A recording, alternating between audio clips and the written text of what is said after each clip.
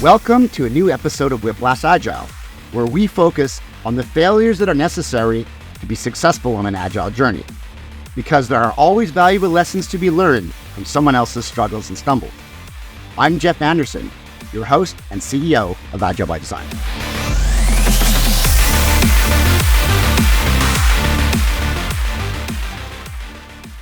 Welcome everyone to our next episode of Whiplash Agile. Today I'm super excited to have Maria Muir here. Maria, welcome aboard to the show. How long have we known each other for? Jeff, I think we've known each other for like 15 years. This is getting kind of scary, eh? Yeah. Yeah. It is. So if anyone else listening, I first met Maria virtually. Maria was my soulmate, my agile soulmate across the pond is how I'd refer to you. We were both trying to do agile at Deloitte. We were both kind of like in a vast sea of traditional thinking and lots of skeptics and cynics. And you would kind of forward stuff that you'd been doing, and I'd forward you stuff that we were doing, and we'd constantly staying in touch. So if I were to introduce Maria to the world, Maria is like the fellow agilist out of the consulting world who's basically cut her teeth on this before it was a thing, trying to help large organizations move to different ways of working, different ways of thinking, led the practice across the other side. And then recently you've gone and joined, a very unique organization, Safer, Super Happier. And you're the practice lead over, is it in Australia or how do you describe that part of the world? It's more than Australia, right? It would be like... Yeah, it's more than Australia. I cover all of Asia Pacific, which is all of Asia Pacific. Quite a large space. Yeah. So head of Safer, Sooner, Happier over Asia Pacific. Been doing all kinds of interesting transformations, working with clients at all levels, but especially at the executive and the strategy. You're a self-described strategist, a self-described knowledge worker savant, and I'm super happy to have you here because whenever we talk, I always learn a whole bunch of new stuff, and whenever I look at your material, I always learn a whole bunch of new stuff. So welcome aboard, Maria. Well, thanks, Jeff. Those words are all too kind. The only thing that's true there, Jeff, is yes, I do work now at Sooner, Safer, Happier. Yes, I have come from being a consultant. I've been a consultant my whole career, and being sharing like minds with you. What amazes me is the fact that you can kind of find kindred spirits no matter where you are in the world. So that is what bonds us. Awesome, I love it. So let's go back to the Deloitte days. You're kind of working part of a larger traditional firm. How did you get into this thing where, called Agile? What brought you into this, wanting to do things differently? Like what was your first foray into this and how did that grow for you? Yeah, so good question, Jeff. And it probably comes back to a little bit of what I've always found interesting. So I've always been interested in people. I've always been interested in systems, how people interact with each other, how people interact within the system, how systems are set up, what is made up of them, what data we need to have to understand how the system is operating, its health, which led me to do an economics degree. I then joined from that into a data and analytics group at Deloitte. So kind of my earlier parts of my careers have been in technology, but it's really always been about the system. And so by luck, by chance, I moved to Australia for, kind of personal reasons. After I got married, decided to go on an adventure with my partner. So in 2010, we landed here. And the very first project that I was on was with the largest telco here in Australia. And the project was the scope, the mission that we had was to basically redesign the SDLC process. But the CIO at the time wanted to use Agile. He wanted to leave Agile behind as his mandate. And to give you context on the market here in Australia in 2010, no one, and I think that's not an exaggeration. Yeah.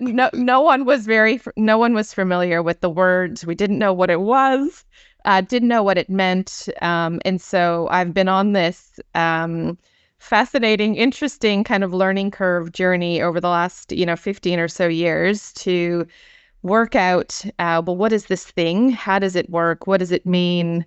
and how do we think about ways of working. So that's really kind of how it started, really by luck, I would have to say, and then continued through by passion because I love people and systems. What was it like being the agile evangelist, so to speak, in a large consulting firm? Well, and so what I find interesting about that, Jeff, and even in itself, is when I then became, super interested and had then, kind of gone through my career of doing agile in teams, then teams of teams. So kind of looking at how do we deliver programs of work, business and technology, and then kind of enterprise agile. But very early on, I had in my email signature at Deloitte, I had agile enthusiast. Nice. And so your question is funny because it brings me back to those times. I eventually kind of removed it after a period of time when everyone, kind of knew who I was. I didn't need to say it. And so I've never really been an evangelist. I've always been, an enthusiast, always a pragmatist, never a purist. So how I found it was, to be honest with you, it was super exciting and liberating because at Deloitte, actually, I was supported, enabled. Agile was a growing, need from clients. I worked with a lot of early adopters in the early days with telcos and banks. I made partner because I created a business, a team, the Deloitte Enterprise Agility practice here in the region. So, it was really good. I actually found working in consulting, I probably didn't have as good of an experience as you did, but the one thing I did love is the opportunity to really help people at enterprise scale and treat this holistically right from the get-go. And I don't think a lot of other people, especially in 2010, there was not a lot of that opportunities going around, right? So by the time this stuff got popular, I already felt like I scraped my knees a whole bunch of times and, already tried all this kind of stuff and got to do it in a little bit more of a creative way than you might have at some other places. So, yeah. And that's the thing. And so I don't think it was until, a little bit later, in 2017. So what happened, for those listening who might not know, in Australia, after kind of going through the evolution of agile in tech and people starting to realize and having people scrape their knees a little bit like you, like us, and then realizing from a business perspective that actually this thing is just not for the software developers. This thing is an actual mindset shift, and we can apply it into marketing or ops or sales or other kind of contexts. And then thinking about how do we do it at the enterprise, we had one of our big four banks in 2017, Australia, New Zealand bank, so ANZ, come out quite publicly and declare that they were going agile at scale. And so in 2017, it sent this ripple across the industry, and not just in banking, but kind of in all sectors, because everyone had kind of caught on to this thing. And even at that point, I had already worked with, oil and gas and mining and energy companies. So kind of it was the thing, like it was already mainstream by then.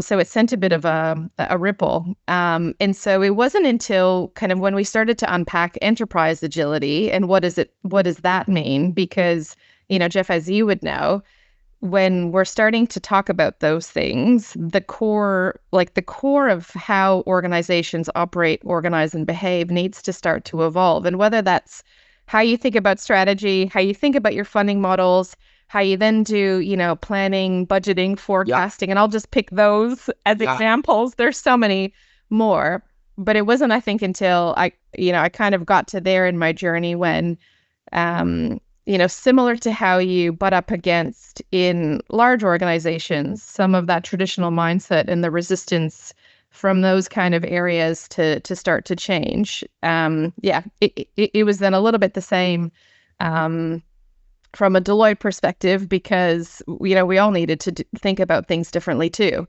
So how do we do that? So that leads me to, fast forward a few more years.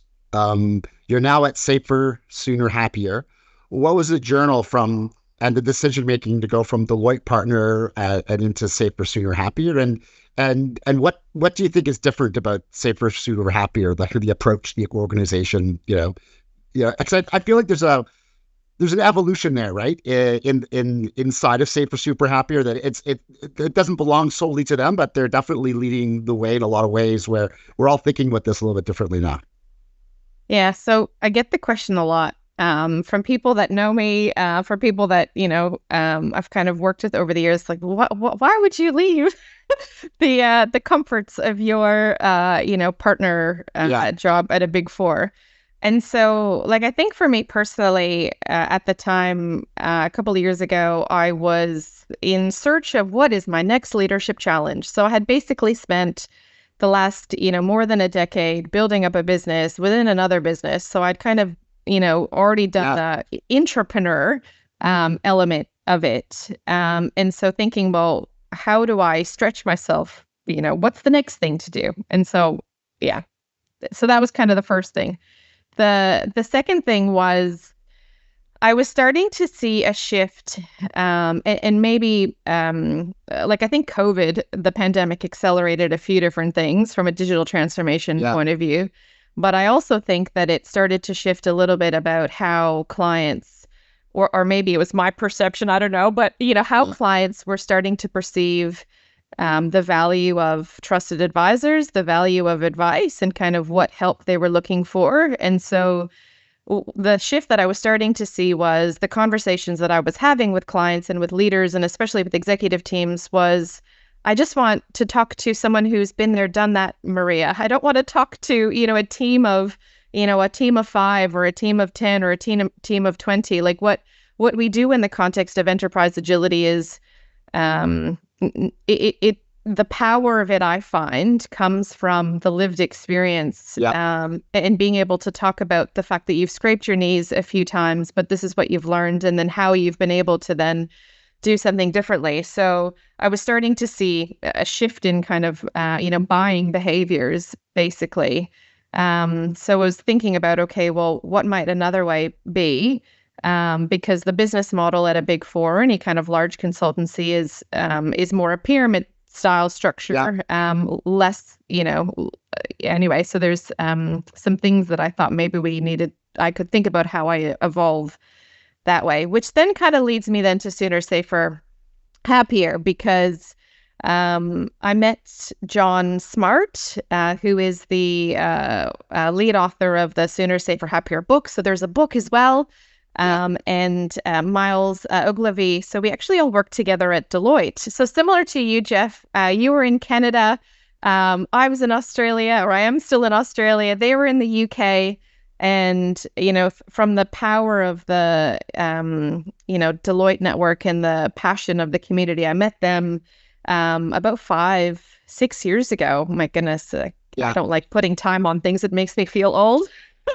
So I've met them at Deloitte. We worked together and have always, kind of stayed in touch, just like I have with you.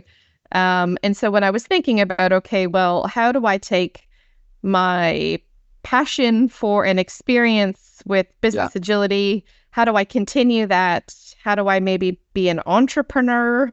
How do I do something where it's got a little bit like a different business model to it? Because Sooner, Safer, Happier, we're a global company, but we're all experienced practitioners. And so because there's a bit of criticism that for your kind of Big Four consulting model to work, there's not everyone does it, but there's a bit of a backing up of the bus mentality and bringing people in who have less experience, and then getting that experience to them as fast as possible, right? So there's sort of a Deloitte fake it till you make it kind of type thing. So I guess with this model, it's you could say, no, we have the senior folks who really know it, and you're almost providing that extra executive presence, basically.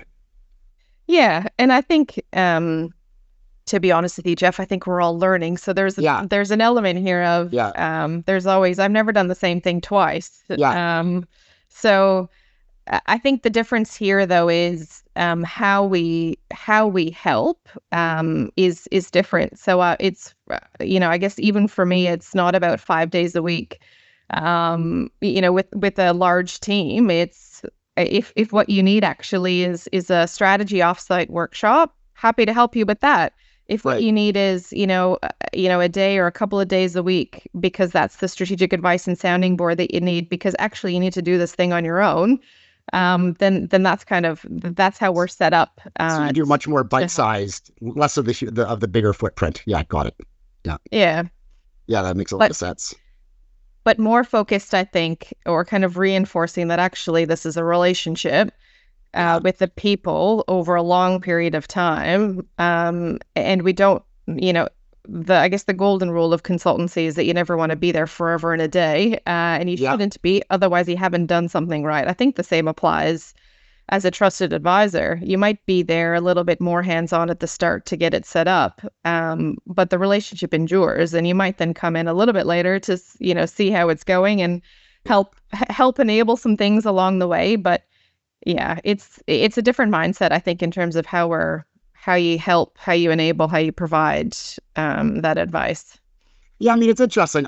That's what I thought I was going to be doing when I went independent as well. It was going to be just me and maybe one or two others, and we had it's somehow I think I'm more in the older model where I've got like a couple of big clients and we've got not huge teams, but there's 3 or 4 people kind of doing it more what we did. So I'm not sure why that is, but I do see the value in being able to go in for a discrete workshop and then have the people do it for several months on their own, and then come back and say, okay, let's have a look, so that way you get more of that ownership onto the client themselves. So, I had to dig into how I fell back into the old one. It wasn't on purpose. It's just the work and the value and the kind of clients we found, needed or benefit from that kind of support.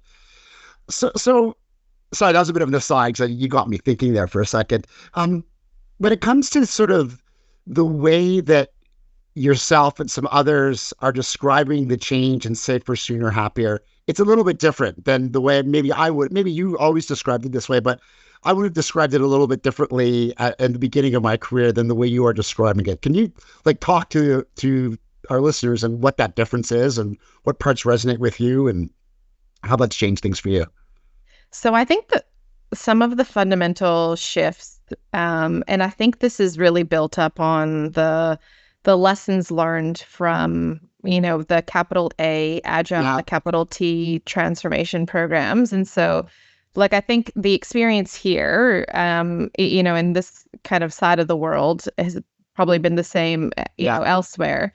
And so when I think of the Big Bang top-down push, often disguised, we use the words agile, but actually it's a cost out, and we only focus on org structure as the change. And then from an agile perspective, the focus is then on frameworks and practices. Those are probably the 3 biggest learnings, I think, that this, from an agile community we've had. And so the awakening that I think we've been having and what resonates with the better, value, sooner, safer, happier is actually what we're talking about here. And I think we've always been talking about this, but we've lost it a little bit on the way, is, well, what outcomes are we actually trying to achieve? This isn't change for change's sake or agile for agile's sake. It's how are we thinking about what needs to be different to enable strategy. And that's why I kind of always come back to that, because organizations, groups of people exist for a reason, and they're trying to deliver some value. So what is that?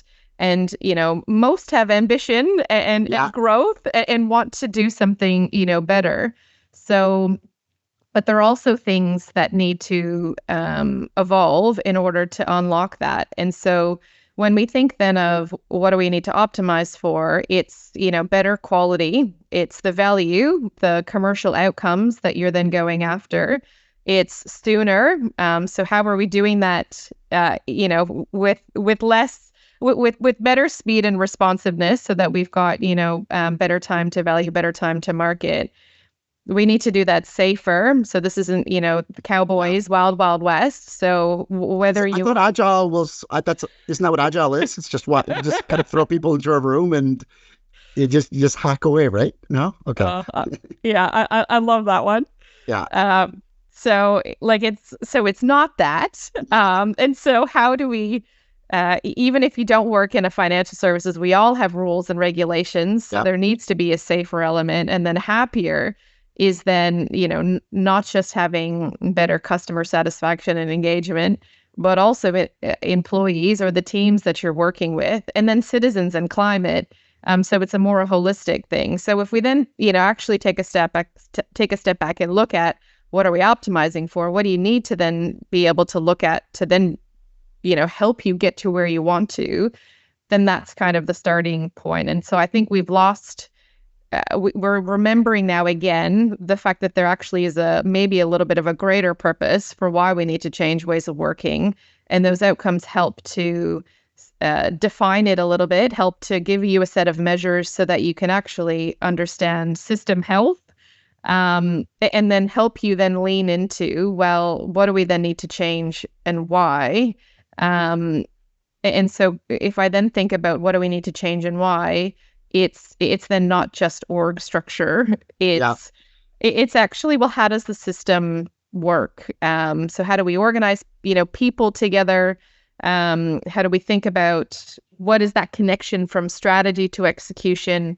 And then what key behaviors then need to change? It's kind of those three things. So I think that's what's different. And it's, not about a framework.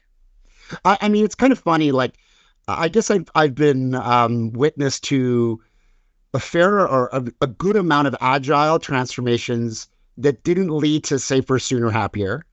But I think if you're truly trying to go safer, sooner, happier, you're going to grab a whole bunch of agile stuff. It's just the inverse isn't necessarily true. So I like the way that you've all just made the purpose and the happiness part. Like, hey, if no one's happy, this is like, I don't know if you've ever been part of like a big agile program and everyone's miserable. I'm like, I guess we're not being terribly agile because everybody's miserable here. This is like, that happiness quotient. I really like that piece. Do you find that it also helps your clients keep their eye on what they're supposed to be doing versus not, as sort of like a compass? Absolutely. I think Right. it keeps everyone in check, to be honest with you, because I think the other thing that we've seen here is because we had that ripple in 2017 that I mentioned, there was this sprouting of agile coaches and the demand for agile coaches. And so I think what has happened because of some of the lessons that we've just been talking about, it has caused us all for pause and reflection. Yeah. And how do we actually hold our own selves to account? Because the things that we're doing, it requires investment to change how you do what you do, just like it requires investment to build new products and services. So if we're not getting value out of that, then we're going to choose to do something different. Right. Do you buy into the agile is dead? And there's a lot of like consternation on the line among, I'll call them agile professionals or agile practitioners. What's your thoughts on that? So What would you tell to these people? Yeah. Well, so I have seen that, and I think the first thought that comes to my mind is that maybe is a bit of clickbait. Yeah. Those words. And so I will answer that, or kind of what I think, maybe in two ways. One is I don't use the words agile, and I haven't in the last 5 years. And the reason for that is because I find myself trying to explain it more as to breaking down some perceptions and misconceptions because of the experiences. It's such a rather than word, yeah. Totally. It's become a little bit of a, dare I say, a dirty word. But so where I would rather have a conversation on what are we trying to do and why, and how can I help? So I don't think agile is dead. I think we have even a greater need to think about the tools in our kit bag to improve how we deliver better outcomes and create a more humane world of work. And yes, absolutely, there will be things in the agile kit bag, in the lean kit bag, in the human-centered design, in the experimentation, whatever, all the things that we're going to need to be... and agile adjacent things. Absolutely, all the things we're going to need to use. So no, I don't think agile is dead. Awesome. Yeah, I love hearing that. I mean, we've actually at Agile by Design, we've been pretty inspired. Well, there's two things that inspired us. We did a mission purpose workshop with our team, nobody used the word agile to describe the mission.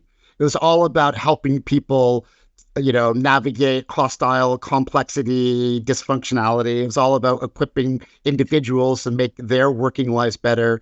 Like it's kind of interesting. There's a lot about the customer and all that kind of good stuff, but not one coach used the word agile. And just as I was going through that, that's when I started talking to you and your team. I'm like, oh, so it's not just us. There's like a whole group of people who are kind of like evolving at the same pace. And so I'm really curious to see what happens in the next couple of years and how people's vocabularies change. Well, me too. And what it does to the profession, right? Because we've got a whole lot of people who have that title, agile coaches. And so I don't know what you're seeing up there, Jeff. So keen to hear, actually. But the evolution I'm seeing down here with some of that role title evolve. Examples of that would be ways of working enablement partner. System of work coach, ways of working coach. Just a couple of examples off the top of my head. So I don't know how you're seeing that shift. Canada is we're still getting a lot of the, hey, we want to do agile. And the funny thing we do is, I had one client who came and said, we want to help with PI planning and SAFe and everything else. And then when I talked to the person, they had a chance to go through our website and look at our opinions on culture and mindset and outcomes and all kind of the stuff that you're talking about. It turned out they just didn't have the vocabulary. And so I'm seeing that a lot in Canada where people are still using the agile vocabulary. But then once I started talking to the person, he was like, you know what, you're right. This is about culture. This is about mindset. This is about we need some flexibility in the way we don't want to just roll out this one thing. He just didn't know how to talk about it in any other way. So I think people are starting to get there, but they're not using the words yet. So they're still asking for an agile thing. And then we are almost unselling them. We're saying, oh no, you don't really want to do that. You kind of want to do this. So we're kind of just right from the sales. The sales process reminds me of when I was first doing agile. I had to explain it to people. Yeah. Now I'm having to explain it as, why it's not, the agile is not, the thing you want is not this agile thing. It's actually something else. So that's what I feel like the market is. We're back to explaining the thing again. And then maybe in a few years, we'll be able to actually just get people that want it. But right now I feel like people don't know what they want. So. Yeah. Well, so I hear you. We're doing a little bit of that the same here. I don't know if we'll ever move away from explaining it because I think that our problem statement is just going to evolve. So it'll just be explaining the new thing. Yeah, I guess we're used to as consultants, it's hard to describe to people what you do anyway. So we're kind of there, right? Let's I've been going through a couple of your blog posts. You know what? I bet I could spend a whole half an hour just on, some of the stuff that you've been writing about. Let's pick on one of these. You talk a lot about strategy. You talked a little bit about it on this show. What do organizations tend to get wrong when it comes to strategy? And what are some things, if you were to give it some advice? Imagine there's somebody listening right now and they're trying to rethink how they do strategy. What's some of the advice that you can give to others out there and how to rethink the way they kind of, everything from the planning to the execution to you name it? So I am fascinated by strategy because I've always been a delivery person. And so I think the things that I've learned are actually strategy and delivery, or strategy and execution. They go hand in hand. They're one and the same. And so if we don't kind of have both thought through, then we struggle. And so from a delivery point of view, I think the things that I see is when we're actually not clear on the why, the what, like the intent, the outcome that we're going after, which I think is actually strategy. Like those, from a strategy perspective, those are the outcomes that you want to set at a 3-year, 1-year, quarterly perspective. When we're not clear on that, then what we have is a system or teams that are working on basically they're doing their best to work on the right thing, but it's very hard to actually be clear on what that is. So the first thing I think would be how might you think about actually being clear on what those outcomes and those bets are? And the thing that's different, I think, in today's world of work that we need to, I guess, appreciate and understand is we might be able to set out what the outcome is, but how we're going to get there, that needs to evolve. So I think if I then think about annual planning processes, Yeah. which is where people kind of do their strategy. Yeah. So strategy is not annual planning because Well, I love that fact that strategy is something that gets done, and then we can just not worry about it for the next year. well, and yeah, exactly. That in itself is a mindset issue. Yeah. But when you think of then annual planning, it's then everyone is then asked to come up with their bottom-up list of projects. Everyone asks for more money than they actually need because it's their one shot of being able to get investment. And then everyone goes forward with those list of projects. Well, already what is a challenge, both from a strategy and a delivery execution point of view, is, well, we haven't probably been clear enough on what the intent is, what is the outcome that we're going after. And I actually can't commit to the list of projects in the detail that is being asked of, 18 months before, because we're actually not sure how we're going to get there. So the mindset shift of how might we be more hypothesis-led and test and learn and take bets and learn from that and perhaps, pivot and adapt as we go. And that's where the heartbeat in an organization then is so important. And to have that regular rhythm to sense and respond and stop and reflect is so important. So it's the first. So there's actually quite a bit in what I just said there, I think. But the first thing is then how do we set the outcomes? How do we then make sure that we've got the right alignment and stop, points along the way? So that's the heartbeat. And then the third thing is, how are we actually? Oh yeah, go ahead. You mentioned hypothesis, right, as a big part of that. So you've got to get the alignment.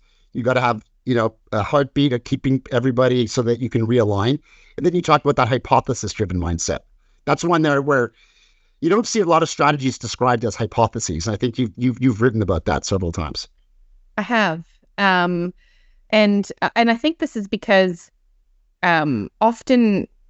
And this, I think, is, again, a mindset shift, is we think that we need to have the answer, whereas actually we need to have better questions and then go get, and then go test and learn and see what the feedback is and what the data is telling us. And again, that's another muscle that we need to develop. And so part of then, strategy to execution is, well, what measures are you putting in place? How are you defining the metrics that you're going after from an outcome perspective? So got to love OKRs. And then what's the data and the insights that you're then, getting along the way? And are you actually listening and responding to those? I like one of the taking inspiration from the consulting world where you have this complication, question, answer. You kind of evolved it to, I think it was, situation, complication, question, answer. And you evolved it to, I think it was situation, complication, like hypothesis, experiment, or something like that. Yeah. Can you talk about that a bit? I mean, I thought that was pretty clever. I feel like that should be like 101 for all consultants, born after the year, 1990 or something, Yeah, well, yeah, totally. I would even maybe bring that back a decade. Maybe not. Yeah. Well, I was born like well before then, so I'm not gonna say how far well before. How many decades before? Totally. So situation, complication, question, answer is a classic. And so I've been using this method for years. And so it was part of my consulting 101 training. Yep. It's actually a framework or a method developed by Barbara Mentos. So she's the Mento process. That's right. That's right. Yeah. So she's McKinsey, part of McKinsey. And so they use it as well. And the thing that kind of dawned on me over the last few years is, and maybe it's because I've been a career consultant, but also thinking about how the world of work has changed. And the thing that dawned on me, I do absolutely need to understand the context in which we're operating in. That's a situation. I absolutely need to understand the complication because it's the problem to solve. Yep. The thing that starts to then change is I won't actually know what the answer is because, and perhaps where consultants get criticized a bit is it's a cookie cutter. One one size kind of fits all. And you have to know the answer, right? Come on. And you have to know the answer, and you're getting paid to know the answer. Whereas I actually don't think anymore we do. There are going to be certain things that, we might be able to understand and think about and test. And so this is where so this, even for the work that I'm doing, well, based on the situation, based on the complication, my hypothesis, so I do have a perspective. I think that this might be the way because that's the hypothesis, but we actually need to experiment and test and learn in your context because your context is unique. And this is, I think tied back to the fact that I've never done the same thing twice because I have not had the same organization, the same sector, the same team, the same problem to deal with the same time over and over and over again. I'm actually doing it different. It always be refreshing to get a bit of sameness, but I hear you. And people at Deloitte used to be like, what do you mean you don't have any industry major? For anybody listening at Deloitte, you would be like financial services or public sector or whatever. And I was like, yeah, that's not going to be that valuable to me. I have to acquire the domain knowledge as fast as I can on the engagement I can so that I can help out. And I kind of love that. I love that kind of concept. I actually think the situation, complication, hypothesis, experiment, I think that should be like drilled into all the consultants because I had Mento drilled into me like everybody else. It's such a subtle thing. It's such a big mindset shift that I love it. Is there anything else that you would like to share with the audience about things you're doing, how to get in touch with you before we wrap up? Sure. So I think, part of the other thing that maybe that is a bit different with Sooner, Safer, Happier is we are very intent on building community. And so part of what our mission and part of our OKRs, in all honesty, so we're tracking this because it is actually an intent of ours, is how are we trying to create as much. Do you know the YouTube video with the person dancing on the hill? Absolutely. Yes. So we are trying to create as many of those with as many people as possible to understand how to be thinking about the problem statement of ways of working in a different way and to give people patterns to then apply. And so community being a big aspect. So I think what I would encourage everyone listening is join the community, join the movement, because we've got regular free to join. It's virtual. It's super easy. Monthly sessions. And Jeff, you were on one That's right. just recently. And so we've got kind of regional so that it fits in kind of time zones and geographies, but sessions where people share. And in Asia Pacific, we've got a mix of case studies, so organizations and leaders that have tried something, they've learned something, they've had some impact. So we have those. We've got topics. Some of those case studies are crazy. Like I've seen some of them. They're companies that you wouldn't have expected were having trouble with this kind of stuff. Like some of these are quite progressive companies, quite like considered darling in the high tech space, and they're struggling just like the traditional organizations are. So some of the stuff that you guys show, it's a really unique mix of clientele, I think. So yeah, well, so even a couple examples off the top, Nationwide Building Society. So that's the largest UK member-owned bank. We've had a few sessions. Suncorp, which is an insurance company here this side of the world, has shared. Airbnb has shared. 7-Eleven just shared a couple of weeks ago. So that's, convenience. And so we have that platform to share learnings, but also to talk about topics like OKRs, like strategy to execution, like value streams. So these are all things that we're all trying to grapple with and even understand what they are. So yeah, I very much encourage anyone to sign up because we all need to think about how we improve our way of working. Yeah, I would second that too. Having gone to a couple of them, this is definitely where if you really want to make things change, I think it's a good place to start picking up some new habits and new ideas. Amazing. Well, thank you so much for your time, Maria.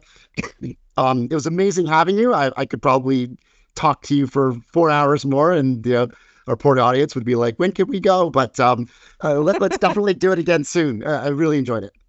Sounds good. And yeah, I love talking to someone who's, kindred spirit, light-minded. So anytime, Jeff, let me know. Will do. Thank you. Bye now. Thanks again for joining me on Whiplash Agile. Make sure you're subscribed so you don't miss a single episode. If you want to connect with me, join me on LinkedIn or Twitter/X. And if you like what you hear, or especially if you don't like what you hear, get in touch with me directly at agilebydesign.com.